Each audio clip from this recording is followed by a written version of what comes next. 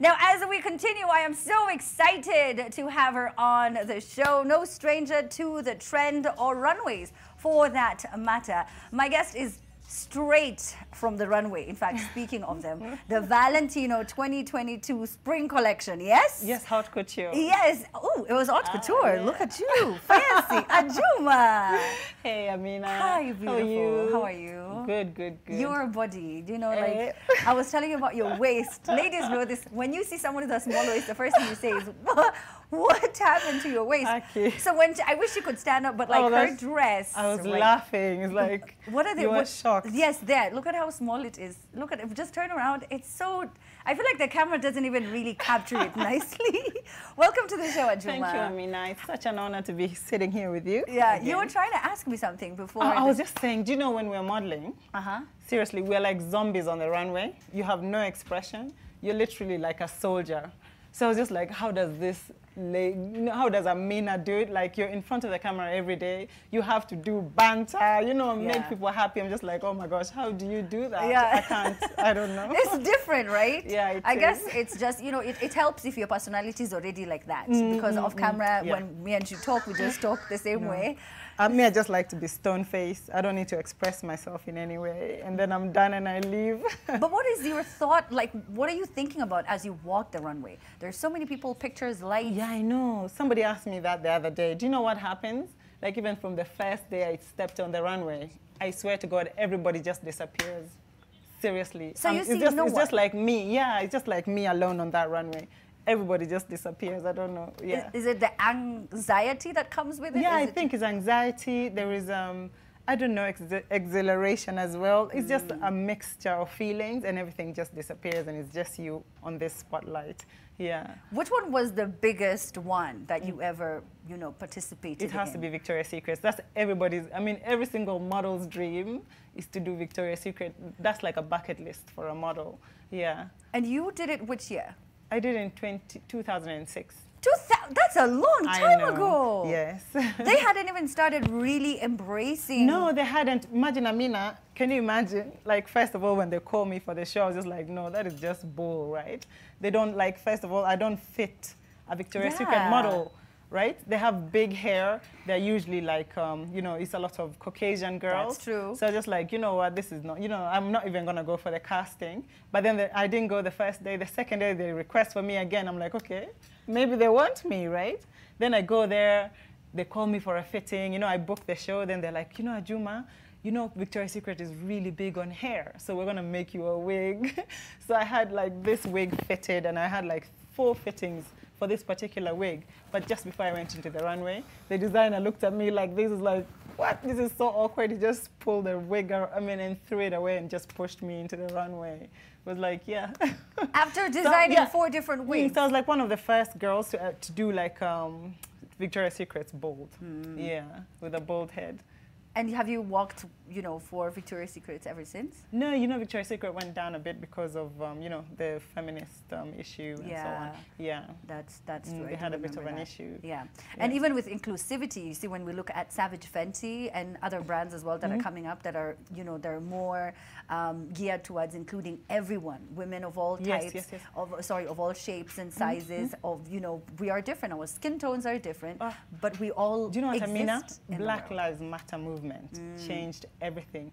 These days, it's not even about embracing the race thing, right? Like the Valentino show had a 70-year-old woman there. So they had a plus size, and this is haute couture. They never, like, they used to only want women who look like 14-year-old boys. No boobs, no bum, whatever, everything is just flat. That was the only girl that could do couture. Now they're cutting across board, whether it's age, body type, you know, what do you call it, skin tone. It's just amazing. That it's just changed everything. It's changed everything. It's really cool. It's not even about race anymore. No. So wait, did you all of a sudden, you know, were you now in demand? Yeah, all of a sudden I'm working for even bigger shows than before, and I'm working even more often now, you know. At this, because, I mean, when I was a younger girl, 16, that is when, like, now you're prime, right? Then when you're like 20, you're more or less, you know, done. 25, you're done, right? But these days, I mean, I'm requested, like, I'm leaving tomorrow night to Paris to do like a lot more shows like Hermes and YSL and all these kind of things. So it's amazing. It's a really great time for the black girl, for people with different body types, different age. Yeah. I mean, for the models right now in 2022, 2021, even from around 2017, 18, they were advantaged because the whole world embraced them. But for you, when you left Turkana to go seek and dream and, do this sort of work, you hadn't, I mean, other than what, Naomi Campbell, like there wasn't that many. No, we were like token models, literally. It was like, they were just putting black models there just for, for the sake. For the sake of it, to show that, we care about them. Out of like 30 or 50 models, you'll have one black model or two. Those were just token models at that time. So who were you then? I mean, how did you feel this is something that you could even do? There wasn't enough people who looked like you doing this. The funniest thing, like I said, when home I had a bit of a problem because of my skin tone, how tall I was, it was, that was not the standard of an African beauty. It's always like light skin, curvy and so on. But when I went out there, even though I was a token model, I felt more appreciated. For one, somebody thought I was beautiful, right? But then at the same time, there's that thing now, your question where you're saying, how did I feel like, because there were so few of us. Yeah, like who do you look up to? Where do you? The funniest thing is like, at the time, I felt like, okay, this is not my market. This is not my, this is not where I come from. Yeah. Probably they're selling to, the Caucasian person because this is their country. So I felt like, I always liked, not console myself, but that was my understanding of the market. And even when black models complained about it, I was the one who was telling them, no, this is not our country, the market is for, the market is for the, for the Caucasian looking person, and things like that. But after the Black Lives Matter movement, I realized actually that, what, I was being like, I felt like, okay, this is a raw deal, right? Me being a token model is a raw deal because I should have like equal opportunity, like the white model, because we had less opportunity. Our rates were low, also compared to the white model. So later on, that's when I realized, oh my gosh, you know what? This was a raw deal. This, it wasn't okay. Yes.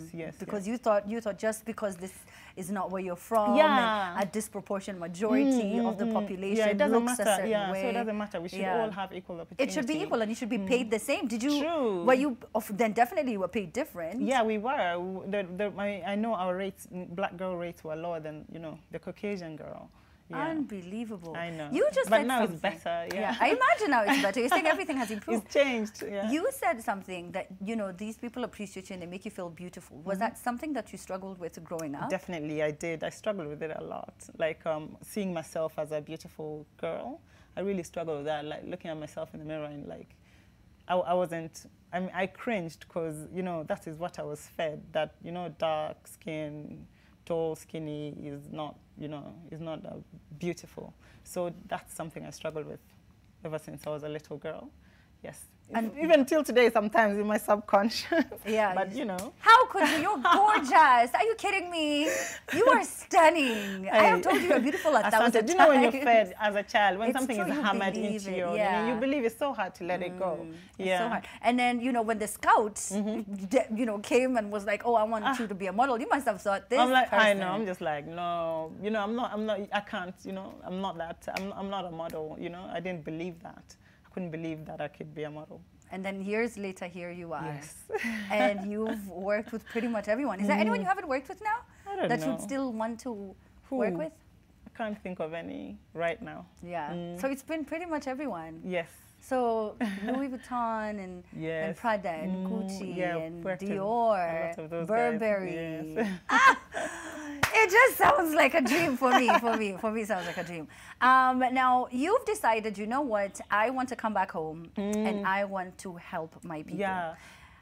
And you're, working on education. So the thing is that when I was growing up, I was actually a sponsored child when I was small, right? So a good Samaritan gave me a chance in life. out of thousands of children, in Turkana I was the chosen one, right? That is the reason why I am here today, you know. They opened up those doors for me. So I felt like, okay, there must have been a reason why. And I think it's my philanthropic, it's the philanthropic part of me. Because, you know, I've always had a calling. No matter where I've gone, I've always had a calling to go back to the community and give back, you know, give somebody a chance the way that I was given as well. So I came back and, of course, I established Ajuma Foundation. In the beginning, it was more or less just empowering young girls, because a lot of girls in my community used to drop out of primary school. Because like now when you go to high school, your parents need to pay for high school. And normally they can't even afford to do that. So what's the point of me finishing high school? They start families, you know, just little like 15, 16 and so on. So I started with empowering them, giving them hope, you know, just letting them see me as a beacon of hope. Because I came from the same situation and here I am today. Then from there I started handing out sanitary towels and so on. But then when the pandemic hit, I know before even the pandemic, a lot of children were sitting out of school because they didn't have a simple thing as an exercise book to write on, right?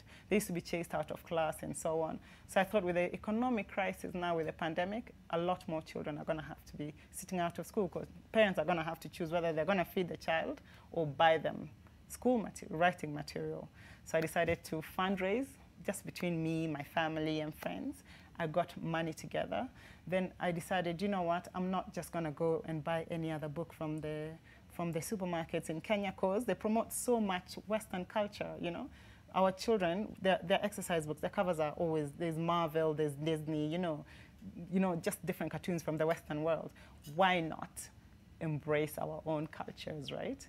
It's disappearing. A lot of people are getting out of touch with it, you know, and then even our children, they don't know much about our cultures. And then also there's this thing, now we're going to elections, right? There's tension between tribes, and the reason why is because we don't know each other, you know. A rural area in Turkana has no way of getting information about other tribes of Kenya. What you don't know, obviously, you're scared of.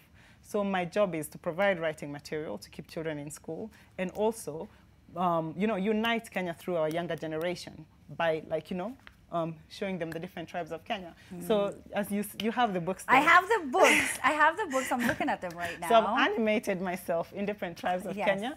And she's also animated my niece. Your niece. Yes. So here. maybe you want me to take yes, you I them? do. I want you to like, you could show yours and I will show your nieces. So you are giving these out for free. I'm giving them out for free, but we go to the most remote areas, right? So we get the community to choose the most vulnerable schools in the area.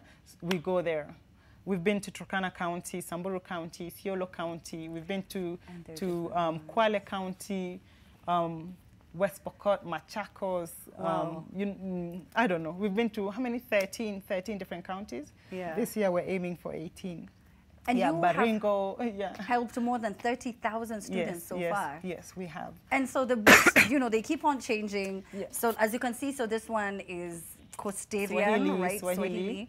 So I don't know if you guys have it. Oh, there it is. Yeah. So then it's just different books where she has. So I can shall I start? Yeah, with you this? can also show. You know yours. what? I'm going to test you. Are you gonna? Don't test me. Please. Yes. Don't. Amina. Okay, show me. Okay, what tribe is this? I know them because they're not allowed to take. They don't agree for you to take the pictures. Who are they? She's sitting here. Oh, Turkana. But they don't allow. Is it true? They don't allow for people to take the pictures. No, you don't. You don't take this off. Why? No, they don't. They don't even want people to take pictures of them. Yeah, they don't. I don't know. It's just not allowed. Yeah. Okay, show me next. So at the back, I show the children, where the county of Turkana is within our maps. Yes. And then how to greet in Turkana. So the next time they make a Turkana friend, they are able to greet them in Turkana. And you say hello. Ejoka. Ejoka, and you say ejok. Yeah. Okay, and then, so of course, I have this Swahili. Yeah. At the back, I do exactly the same for the children. You show them the area. Yeah, and how to greet. Yes. And then I have the Kikuyu. Why did you ask me these ones? Sorry, who are these? Definitely Kikuyu. Definitely Kikuyu. But that looks so beautiful. Just turn around so that people can see. How gorgeous is that? Like, that's how people used to dress. This is just... Yeah, and then nice. At the back, of course, obviously, I show them where the county is and how to greet in Kikuyu. And then you do the same for just different counties. Yes, and then I have the Maasai as well. Of course, yeah. And then exactly the same Whoever at the back. did the designs of Can you imagine this a Turkana girl who lives in Lodwar? A girl? Yes. Nice. Then I have the Samburu. So next we're going to Northeastern. Oh, my Bibol. Borana. Nice. And then these are from class 4 to class 8. And then those are the little children. You know, when I was giving these out, even them, they were crying, they wanted. So I decided to animate my little niece, just a face that they could resonate with. And then at the back, I simplified with a big 5. Yeah, just so that it's still about Kenya, something about us, but different. Now, how can people help? People who are watching, who want to assist and be a part of this incredible campaign, how can they help? So what we came to realize is that when we were visiting the schools and handing out the books, this was just like a greeting, because they had like a plethora of challenges. For example, lack of water, the classrooms, they didn't have adequate space in the classrooms. They, you know, some girls took me on the side. They're like, oh my gosh, like in West Pokot, oh my gosh, please build us dorms, because every day we go home, we risk being kidnapped by the Morans for wives, imagine. So they want dormitories, and I don't know, there's just so many, you know, lack of food. Kids like are starving. They're in school but starving. You know, this is very important for their education as well. I can't just give them books. So of course you can always, you know, we would like more support. Yeah. Right now we're being supported by Chipakash and City Walk. City Walk is giving us shoes for the children. But we would like more support, of course, for like when it comes to setting up water systems in the school, you know, food, I don't know, sanitary pads, just different things. The list is endless. Yeah, to make the children more comfortable so they're able to, you know, to focus on their education. And concentrate in class. Yes. You can imagine someone's been hungry all day. They can't really listen to anything. You know, the little ones, 3-year-olds, follow their elder siblings because they think they're going to get a meal in school. They get there, there's nothing. Oh, no. Imagine, it's really, really sad. Oh, that's so sad. That is so sad. Well, thank you so much for doing, you know, what it is that you're doing. You've always been humble and grounded, even as you traveled to all of these amazing parts of the world. You always remember where home is, and you want them to know more. In fact, the more you travel, the more you're like, I want them to know more about our culture. Yes, of course. The more you appreciate home. You know, you miss home, and, you know. Yeah. Well, thank you so much. Thank you so much, Amina. Thank you so much for having me. I appreciate it. And thank you so much for your support. Thank you. Thank you. Thank you. I should come with you when one of these days. Yes. All right. So now the hashtag is Hey Amina at the Trend Live is now a handle. Like I told you, we've got tickets to an exclusive launch happening next week on Friday. It's all about Tusker celebrating 100 years. 100 years is a very, very long time. And so we want you to answer 2 easy questions. In which year was Tusker established? How many Tusker brands can you name? Tag us on Twitter at The Trend Live, and of course, tag Tusker as well. They're saying cheers to the next 100 years. This brand is marking this great milestone, and I'm telling you, it is going to be one for the books. It's going to be one for the books. It's a party that you don't want to miss. All right, so now DJ E, is you ready? Fantastic. So E, do your thing.